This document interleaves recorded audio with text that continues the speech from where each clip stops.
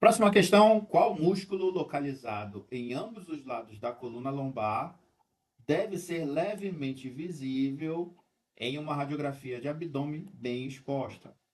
Antes de ir para as alternativas, voltamos ao comando e temos que perceber qual o objetivo que está sendo declarado ou características desse comando. Primeira área anatômica é a coluna lombar, certo? Então, não fica viajando em outra área anatômica, foca nela. É nela que tem que estar a questão e nela que vai ter que estar a alternativa.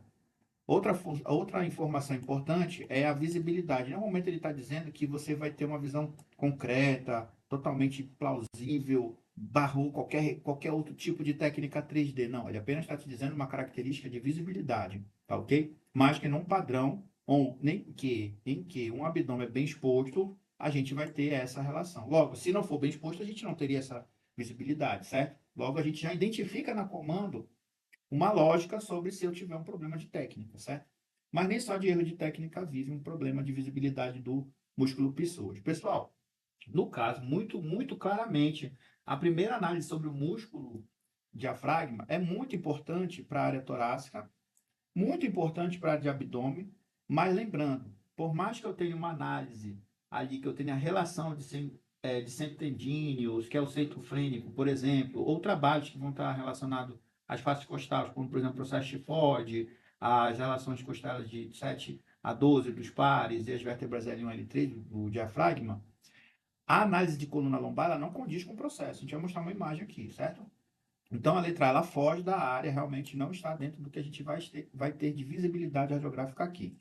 A letra B é o músculo oblíquo externo, pessoal, a lateral do abdômen, que no geral, nessa lateral, quando a gente está falando, ela vai ter uma exceção ali de relação com as faces costais de quinta a 12, sim, pegando a flutuante. Para quem acha que aquelas flutuantes não existem por nada, ela vai ter linha de área e vai ter uma relação muito forte de inserção dentro da crista ilíaca, tá bom?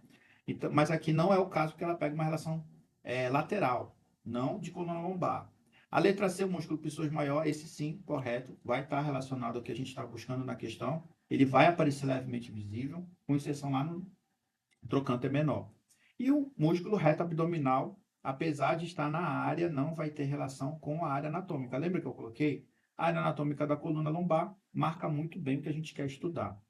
Bem, numa imagem radiográfica, a gente vai perceber essa região aqui, ó, onde a radiopacidade ela é relativa, ela não é tão forte quanto o osso, mas ela não é tão radiotransparente quanto a relação diária que a gente vai ter na relação de formação de um A, por exemplo. Então, a gente vai ter aqui a formação das vértebras lombares, as 5 vértebras, uma, duas, três, quatro, cinco, né? Com a conjugação aqui com a vértebra sacral. E ele vai ter inserção da T12, tá? Até a formação das outras vértebras lombares, com a inserção de uma estrutura que a gente não está vendo aqui na imagem, que é o trocânter maior, tá bom? Nesse quadro, pessoal, claramente a gente vai ter aqui o músculo psoas. O reto, que seria um reto abdominal, ele teria essa relação diária, que teria uma inserção que vai convergir para a área da síntese pública. Ok? Ele vai fazer essa parede anterior. Ele aparece na região? Não. Ele está junto com a coluna? Não. Então, não tem condição de estar relacionado a essa estrutura que nós verificamos lá no comando.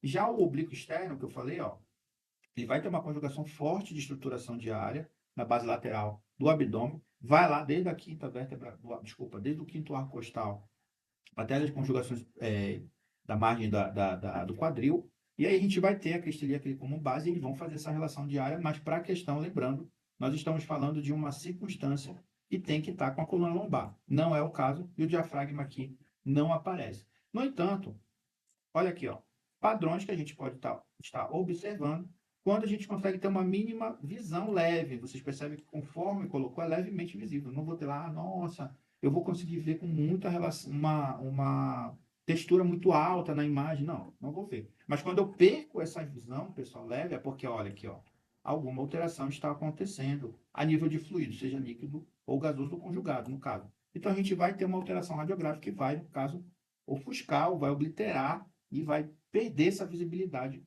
do músculo psoas, tá bom?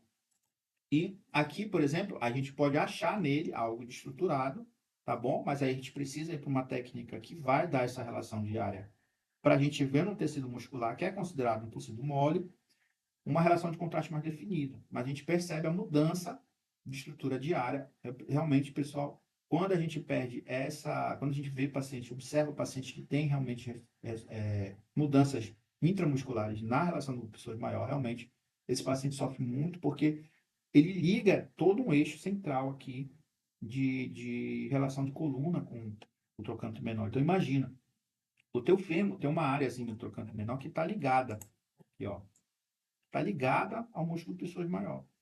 Então, realmente, ele vai estar saindo de um eixo diário, conforme a coluna, dando sustentação à coluna até essa relação diária. Eu trabalhava muito em setor de urgência e emergência e é muito comum a gente pegar pacientes com fraturas de trocânter menor. É dor absurda de região. Realmente, a relação de superioridade de dor, ela também acontece porque a gente tem um músculo muito forte de ligação que dá sustentação a eixo de coluna, tá bom? Por isso que a nota letra C é a correta da história, realmente ela vai marcar aí o que nós estamos estudando.